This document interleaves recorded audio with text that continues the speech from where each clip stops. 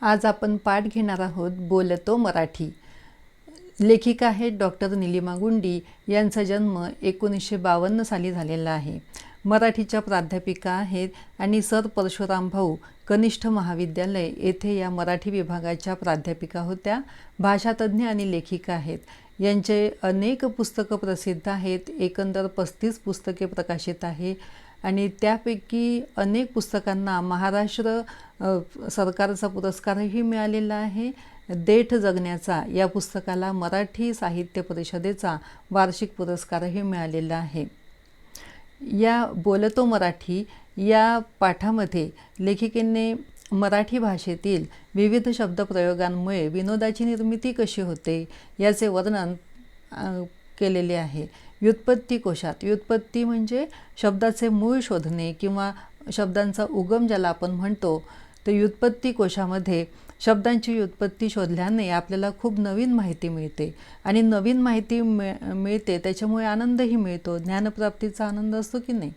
आपल्या जीवनात भाषेला महत्त्व दिल्यास मनातल्या भावभावनांचे सूक्ष्म अर्थसौंदर्य उलगडण्यास मदत होते, हे या पाठातून स्पष्ट होते। आपली मातृभाषा जी मराठी आहे, मातृभाषेचे आपल्या जीवनात खूप महत्त्व असतं, अनन्यसाधारण असं महत्त्व असतं। मग आपल्या मातृभाषेचा वापर योग्य रीतीने व्हायला नको का? अर्थात व्हायलाच हवा, पण आपण हल्ली मराठी भाषा बोलताना अनेक इंग्रजी शब्द खूप वापरतो। बरेचदा हिंदी शब्दांची कुरघोडी असते।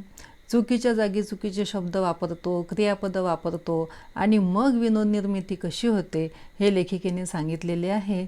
तसेच मराठी भाषेची वैशिष्ट्ये, मराठी भाषेची श्रीमंती ही देखील लेखिकेने या पाठात सांगितलेली आहे। चला तर पाठाला सुरुवात करूया। परवा वर्तमानपत्रात एक विनोद आला होता। बायको विचारते नवऱ्याला, तुम्हाला मी उत्तप्पा बनवू का? नवरा म्हणतो, नको, मी माणूसच ठीक आहे, आली मोठी जादूगार। यावरून मला आणखी एक विनोद आठवला की नवरा बायकोला सांगतो की माझा शर्ट उलटी करून प्रेस करशील। 2 दिवसानंतर बायकोला विचारतो, शर्ट प्रेस केला काय? ती म्हणते नाही। नवरा विचारतो का? तर ती म्हणते कशी? मला उलटीच झाली नाही, मग मी तुमचा शर्ट कसा काय प्रेस करणार? असो, आता तुम्हाला मी उत्तप्पा बनवू का? इथे बायकोला विचारायचं असतं की उत्तप्पा हा खाद्यपदार्थ मी तुमच्यासाठी तयार करू का? पण नवरा म्हणतो की नको नको, मी माणूसच ठीक आहे, मला काही उत्तप्पा बनवू नको, आली मोठी जादूगार। आता इथे विनोद निर्माण झालेला आहे, कारण बनवणे हे क्रियापद तेथे शोभणारे नाही। ते हल्ली हिंदी भाषेतून आपल्या स्वयंपाकघरात नको इतकं घुसलं आहे। मराठीत पोळ्या लाटणे, भाजी फोडणीस टाकणे, कढी करणे, भात रांधणे, कुकर लावणे अशा वेगवेगळ्या क्रियांसाठी वेगवेगळे शब्दप्रयोग आहेत। पण हल्ली सगळे पदार्थ फक्त बनवले जातात। म्हणजे कोणतीही क्रिया करायची असेल तर आपण वेगवेगळे क्रियापद किंवा वेगवेगळे शब्दप्रयोग न वापरता एक हिंदीमधील जे बनवणे आहे तेच क्रियापद आपण सगळ्या क्रियांसाठी वापरतो। मराठीत बनवणे म्हणजे फसवणे असा अर्थ खरं तर रूढ आहे। रूढ आहे म्हणजे प्रचलित आहे। त्यामुळे माणसाचं माकड आणि पुन्हा माकडाचा माणूस बनवणारा जादूगार विनोद करणाऱ्या नवऱ्याला आठवला तर आश्चर्य नाही। येथे लेखिका सांगू इच्छिते की असे मराठी भाषेमध्ये जे वेगवेगळ्या क्रियांसाठी वेगवेगळे शब्दप्रयोग आहेत तर ते आपण मराठी भाषा बोलताना वापरायला पाहिजे। मग अशी विनोद निर्मिती किंवा फजिती आपली होणार नाही। आता आपण बघतो की मराठीत पोळ्या लाटणे जेव्हा आपण म्हणतो तर पोळ्या लाटणे हेच ऐकायला बरं वाटतं की पोळ्या बनविणे हे बरं वाटतं का? अर्थातच हे बरं वाटत नाही। कढी करणे हे ऐकायला चांगलं वाटतं। भात रांधणे हा खरा शब्दप्रयोग आहे, तर आपण भात बनविणेच म्हणतो।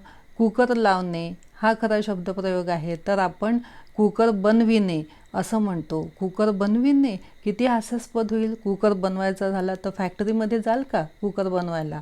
तर अशी हसण्याची स्थिती आपण एकच क्रियापद वेगवेगळ्या क्रियांसाठी वापरतो, त्यामुळे येते.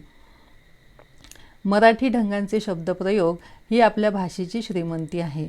मराठीत मारणे हे एक क्रियापद घेतले तर ते किती वेगवेगळ्या प्रकारे वापरले जाते हे लक्षात घेण्याजोगे आहे. जसे गप्पा मारणे. गप्पा मारणे म्हणजे खूप आपण बोलतो ना, उड्या मारणे, दोरीवरच्या उड्या मारतो. थापा मारणे म्हणजे काहीतरी खोटं खोटं सांगतो, बतावणी करतो. टिचकी मारणे, शिट्टीचा आवाज करतो. पाकीट मारणे म्हणजे पाकीट चोरणे. जेवणावर ताव मारणे म्हणजे मनसोक्त भरपूर खाणे. आणि हातपाय मारणे म्हणजे पोहताना आपण हातपाय मारतो, पण याचा अर्थ प्रयत्न करणे असाही होतो. आणि माशा मारणे म्हणजे रिकामटेकडेपणाने वेळ घालवणे इत्यादी. तर मारणे म्हणजे मार देणे हा अर्थ यात कुठेही आलेला नाही. आलाय का? अजिबात आलेला नाही. हीच तर भाषेची गंमत असते.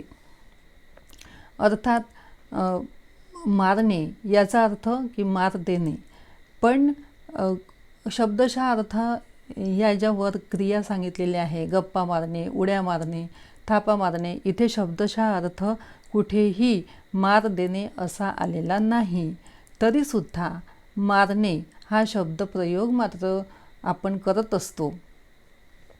म्हणजे मराठी ढंगाच्या शब्दप्रयोगामध्ये प्रत्येक वेळेस शाब्दिक अर्थ न घेता लाक्षणिक अर्थ आपण घ्यायला पाहिजे. शब्दप्रयोगाप्रमाणे वाक्प्रचार ही देखील भाषेची खास शैली असते. तर वाक्प्रचार म्हणजे असे शब्दसमूह की त्यांचा नेहमीचा प्रचलित अर्थ न राहता त्यांना एक वेगळाच अर्थ प्राप्त झालेला असतो. ही आपल्या भाषेची खास शैली आहे. आता खस्ता खाणेमध्ये खस्ता हा खाद्यपदार्थ नाही हे माहीत आहे ना. खस्ता खाणे आपण जेव्हा म्हणतो तेव्हा त्याचा अर्थ काय होतो की खूप कष्ट उपसणे. वाक्प्रचाराची हीच गंमत असते, हीच खास शैली असते की त्यांचा प्रचलित अर्थ न घेता एक वेगळाच अर्थ जो लक्षार्थ असतो तो वाक्प्रचारामध्ये महत्त्वाचा असतो. तर तो आपण लक्षात घ्यायला पाहिजे. तसेच कंठस्नान घालणे. आता स्नान म्हणजे आंघोळ माहीत आहे तुम्हाला, की कंठस्नान घालणे हा वाक्प्रचार युद्धाविषयीच्या बातम्यांमध्ये असतो. कंठस्नान घालणे म्हणजे गळ्या खालून आंघोळ घालणे असा शब्दशः अर्थ घेऊ का आपण? असा शब्दशः अर्थ घेतला तर किती हास्यास्पद होईल. तर असा शब्दशः अर्थ नाही आहे. कंठस्नान घालणे याचा अर्थ काय आहे की ठार मारणे, खांद्याला खांदा लावणे म्हणजेच सहकार्य करणे, मदत करणे. आणि खांदा देणे म्हणजे प्रेताला खांदा देणे. खांदेकरी म्हणतो ना आपण, प्रेताला खांदा देणे. तर यातला फरकही आपण जाणून घ्यायला पाहिजे, लक्षात घ्यायला पाहिजे. एकाऐवजी दुसरे क्रियापद वापरले तर अर्थाचा अनर्थ होईल. जसं आता मला मदत कर ना, मला सहकार्य कर ना असं म्हणताना जर तुम्ही म्हटलं की मला खांदा दे ना, तर किती अर्थाचा अनर्थ होईल. बापरे. त्यासाठी शब्दकोश वापरण्याची सवय करायला हवी. अक्कलवान म्हणजे हुशार, पण अकलेचा कांदा म्हणजे अतिशहाणा हे माहीत नसेल तर कोण आपले खरे कौतुक करतोय की फिरकी घेतोय हेच आपल्याला कळणार नाही. समजा आपल्याला एखाद्या हुशार माणसाची तारीफ करायची असेल, प्रशंसा करायची असेल, खरंच आपल्याला प्रशंसा करायची असेल आणि जर अक्कलवान आणि अकलेचा कांदा यातला फरक आपल्याला माहिती नसेल आणि चुकून जर आपण त्याला असं म्हटलं की किती हुशार आहात हो तुम्ही, खरंच तुमच्या हुशारीची ना जेवढी तारीफ करायला पाहिजे तेवढी कमीच आहे, फारच अकलेचा कांदा आहात हो तुम्ही असं म्हटलं तर तो तुमच्याकडे डोळे वटारून बघितल्याशिवाय राहणार नाही. आणि हे हास्यास्पद देखील किती होणार. म्हणून अक्कलवान किंवा अकलेचा कांदा असे जे साम्यवाचक शब्द असतात तर त्याचा अर्थ आपल्याला माहिती पाहिजे. क्रियापद वापरताना त्यापूर्वी नामाला कोणता प्रत्यय लावायचा हे नीट माहीत नसले तरी देखील अर्थाचा गोंधळ होतो. आता प्रत्यय म्हणजे काय की नामाला किंवा सर्वनामाला विभक्तीचे रूप तयार करण्यासाठी आपण एक किंवा अनेक अक्षरे वापरतो, तर त्याला आपण प्रत्यय असे म्हणतो. उदाहरणार्थ की अंगाला लावणे आणि अंगावर घेणे, या दोन्ही अंगाला लावणे आणि अंगावर घेणे या दोन्ही शब्दसमूहांचा अर्थ वेगवेगळा आहे. अंगावर घेणे म्हणजे आपण काय म्हणूया की जबाबदारी स्वीकारणे. तिला हसणे म्हणजेच काय, तिची चेष्टा करणे किंवा गंमत करणे या अर्थाने. पण तिच्याशी हसणे याचा अर्थ वेगळा होतो. तिच्याशी हसणे म्हणजे सहजपणे हसणे, यात प्रत्यय महत्त्वाचा आहे. हल्ली सार्वजनिक समारंभांमध्ये आणि वाहिन्यांवर प्रत्ययांची जागा अनेकदा चुकलेली असते. उदाहरणार्थ तुझी मदत करणे याऐवजी तुला मदत करणे हवे. त्यांचे धन्यवाद याऐवजी त्यांना धन्यवाद असे म्हणायला पाहिजे. तसंच आपण म्हणतो ना, तुम्हाला दसऱ्याच्या शुभेच्छा, दिवाळीच्या शुभेच्छा असं म्हणतो. तर दसरा दिवाळी ही काही कोणी व्यक्ती असते का? तर दिवाळीच्या शुभेच्छा असं म्हणणं खरं तर योग्य वाटत नाही. काय म्हणायला पाहिजे की दिवाळीनिमित्त तुम्हाला शुभेच्छा, दसऱ्यानिमित्त शुभेच्छा, निमित्त असं म्हणायला पाहिजे. पण आपण तसं म्हणत नाही, आपण त्याला एवढं गंभीरपणे घेतही नाही. क्रियापद वापरताना त्यापूर्वी नामाला कोणता प्रत्यय लावायचा हे नीट माहीत नसले तरी अर्थाचा खूप गोंधळ होतो. भाषेमध्ये अनेक शब्द सतत येत असतात, कारण ती नदीसारखी प्रवाही असते. ज्याप्रमाणे नदीमध्ये पाणी सतत येत असतं ना आणि वाहत असतं, त्याप्रमाणे भाषेमध्ये अनेक शब्द येतात. काही गरजेनुसार येतात, काळानुसार येतात, काही इतर भाषेतून येतात. आपणही संगणकासंबंधी अनेक नवे इंग्रजी शब्द सातत्याने आत्मसात केले आहेत. आता आधी जेव्हा संगणक नव्हतं तेव्हा संगणकासंबंधी शब्दही मराठी भाषेत नव्हते. पण जसजशी तांत्रिक प्रगती झाली, नवीन नवीन उपकरण येऊ लागले, तसतसे त्या उपकरणासंबंधी किंवा त्या यंत्रांसंबंधी जे काही नवीन इंग्रजी शब्द आहेत ते मराठी भाषेत आपसुकच येत गेले आणि आपण ते आत्मसात करत गेलो. मराठीने आजवर संस्कृत, फारसी, अरबी, कन्नड, इंग्रजी अशा अनेक भाषांमधले शब्द आपले मानले आहेत. आता टेबल हा शब्द आता आपल्याला परका वाटत नाही. असं वाटतं की टेबल हा शब्द हा मराठीच शब्द आहे. टेबल म्हटलं तर आपल्याला पटकन कळतं. तेच मेज, टेबलाला शब्द आहे मेज. टेबल हा इंग्रजी शब्द आहे आणि त्याला मराठी शब्द आहे मेज. पण आपण टेबलावर सहज म्हणतो, टेबलावरचा पेन दे असं म्हणतो. मेजावरचा पेन दे असं म्हणतो का? असं म्हणत नाही. कारण टेबल हा शब्द आपण इतका आत्मसात केलेला आहे की तो आपल्याला आपलासा वाटतो, परका वाटत नाही. पण गरज नसताना इतर भाषांमधले शब्द आणि तेही मराठी भाषेचे व्याकरण झुगारून वापरणे योग्य नाही. जसे मी स्टडी केली म्हणण्यातून काय नवीन अर्थ कळतो? त्याऐवजी मी अभ्यास केला असं म्हणणंच योग्य नाही का? एखादा शब्द आपण वापरतो इतर भाषेमधला तर तो एखाद्या वेळेस चालून जातो. पण उगाचच जिथे गरज नाही आहे तिथे इंग्रजी शब्द वापरणं किंवा वेगळ्या भाषेतला शब्द वापरणं म्हणजे मराठी भाषेचा अपभ्रंश केल्यासारखं किंवा मराठी भाषेला आपण तितका सन्मान देत नाही असा त्याचा अर्थ होत नाही का? ऐकायलाही ते चांगलं वाटत नाही. मी स्टडी केली त्याऐवजी मी अभ्यास केला हे जास्त सोज्वळ वाटतं. भाषेतली गंमत जाणून घेण्याचा एक मार्ग म्हणजे शब्दांची व्युत्पत्ती शोधणे. व्युत्पत्ती म्हणजे मी आधीच सांगितलेलं आहे की शब्दांचं मूळ शोधणे, शब्दांचा उगम कशा प्रकारे झालेला आहे ते व्युत्पत्ती कोशामधून आपण शोधू शकतो. यातून आपल्याला खूप नवीन माहिती मिळते. आता उदाहरणार्थ लेखिका सांगते की मोरांबा या शब्दाची व्युत्पत्ती आपण जर शोधली तर आपल्याला लक्षात येतं की मोरांबामध्ये मोर आणि आंबा असे जे दोन शब्द आहेत, तर या शब्दामधल्या मोराचा मयूराशी, मोराला आपण मयूर देखील म्हणतो ना, तर त्या मयूराशी काहीही संबंध नाही आहे. मग संबंध कशासोबत आहे? तर मोरस म्हणजे साखरेशी. जुन्या काळामध्ये साखर ही मॉरिशसवरून यायची म्हणून तिला मोरस असं संबोधलं जायचं. म्हणून मोरस म्हणजे साखर.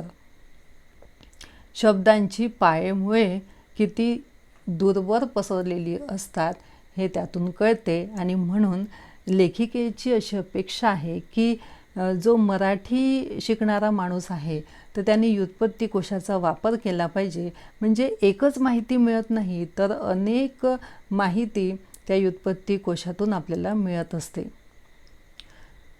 कदर करणे असे आपण म्हणतो, तो वाक्प्रचार आहे. तर कद्र या अरबी शब्दापासून कदर करणे म्हणजे गुणांची पारख करणे. एखाद्यामध्ये कोणते गुण आहे तर ते जाणून त्याला महत्त्व देणे, हा शब्द आपण घेतलेला आहे. शब्दांच्या मुळाकडे गेलो की आपल्या चुकाही होत नाही. उदाहरणार्थ अनुसया असे नाव नसून ते अनसूया असे आहे. अन अधिक असूया अशी त्यातील संधी आहे. मग अनसूयाचा अर्थ काय आहे तर मनात असूया. असूया म्हणजे मत्सर किंवा द्वेष आपण ज्याला म्हणू, तर मनात असूया नसलेली अशी ती अनसूया. हे कळल्यावर शब्द मनामध्ये पक्का होतो. नाहीतर सगळे अनुसया म्हणतात, तर आपणही त्यांच्या मागोमाग अनुसया जे की अनसूया या शब्दाचा अपभ्रंश आहे असं आपण चुकीचंच उच्चारत असतो. पण जेव्हा आपल्याला त्या शब्दाचा अर्थ कळतो, त्या शब्दांचा उगम कळतो, तेव्हा मग शब्द आपल्या मनामध्ये पक्का रुजत जातो आणि मग तो आपण विसरत नाही. तसेच जरा जर्जर या संस्कृतमधून आलेल्या शब्दाचा अर्थ आहे की वार्धक्याने विकल झालेला. वार्धक्याने म्हणजे म्हातारपणामुळे विकल झालेला. यातील जचे उच्चार तालव्य आहे. तालव्य आहे म्हणजे जला य लावून आपण जसा उच्चार करतो ना तसा तालव्य आहे. तालव्य कशाला म्हणतात की जिभेचे जे पाते आहे ते कठोर तालूला लावून ज्या वर्णाचे उच्चार होतात त्याला तालव्य असं म्हणतात. म्हणजे ज असं न म्हणता ज असं म्हणायचं, यचा उच्चार करायचा, तो झाला तालव्य उच्चार. तर जरा म्हणजे थोडे, जर म्हणजे कलाभूत या शब्दातील जचे उच्चार दंतमुलीय आहे. दंतमुलीय म्हणजे जे ध्वनी उच्चारताना जिभेच्या टोकाचा वरच्या दाताच्या मुळांना स्पर्श होतो असे जे ध्वनी आहे त्याला दंतमुलीय असे म्हणतात. तर उच्चारावरही अर्थ अवलंबून असतो. म्हणून जे काही उच्चार आहे ते सुद्धा आपण तालव्य करायचे की दंतमुलीय करायचे हे जाणून घ्यायला पाहिजे. भाषेत आपण शब्द कसे उच्चारतो, कोणत्या अक्षराशी शब्द तोडतो या साऱ्यांना महत्त्व असते. जसं सूतकताई हा शब्द आहे, तर सूतकताई हा शब्द जर आपण सूतकताई असा लिहिला तर कसं वाटेल. तर तसंच अक्षरशः हा शब्द लिहिताना अक्षरशः असा लिहिला तर ते कोण्या मुलाचे नाव आहे असे वाटणार नाही का. आणि ते असे नाव करून टाकणे हे बरोबर वाटणार का, वाटणारच नाही. तसंच आपण जसं म्हणतो की स्वयंपाकघरात हळद मसाला तिखट असे शब्द आपण वापरत असतो. हळद मसाला तिखट भाजीत टाक, तर त्याला समजा आपण असं उच्चारलं हळदम साला तिखट भाजीत टाक असं म्हटलं तर ते हास्यास्पद होणार नाही का. नक्कीच होणार. म्हणून आपण कोणत्या अक्षराशी शब्द तोडतो हे देखील महत्त्वाचं आहे. पुराणातली वांगी पुराणात या म्हणीचा अर्थ शोधण्यासाठी सगळ्या पुराणांमध्ये वांग्याशी संबंधित काय गोष्ट आली आहे हा शोध घेणे म्हणजे फुकट उद्योग ठरेल. कारण की मूळ शब्द जो आहे वांगी तो मुळात वांगी आहेच नाही. तिथे मूळ म्हण होती पुराणातली वानगी पुराणात. वानगी म्हणजे उदाहरण, पण वानगी झाली वांगी आणि आपण शोधत राहिलो वांग्याविषयीच्या गोष्टी, अशी फजिती होते. काही वेळा दोन शब्दरूपे सारखी असतात आणि ती चकवतात. उदाहरणार्थ राजाचे कलेवर प्रेम होते आणि दुसऱ्या उदाहरणात दिलेलं आहे की अपघातस्थळी कडेला एक कलेवर पडलेले होते. पहिल्या कलेवर आणि दुसऱ्या कलेवर मध्ये अर्थाचा फरक आहे बघा. जरी शब्दरूपे सारखी असली तरी अर्थ वेगवेगळे आहे. इथे पहिल्या वाक्यामध्ये कलेवर कलेवर हे शब्दरूप कला या शब्दाचे सप्तमी विभक्तीचे रूप आहे. तर दुसऱ्या वाक्यामध्ये कलेवर हे नाम असून त्याचा अर्थ शव किंवा प्रेत असा आहे.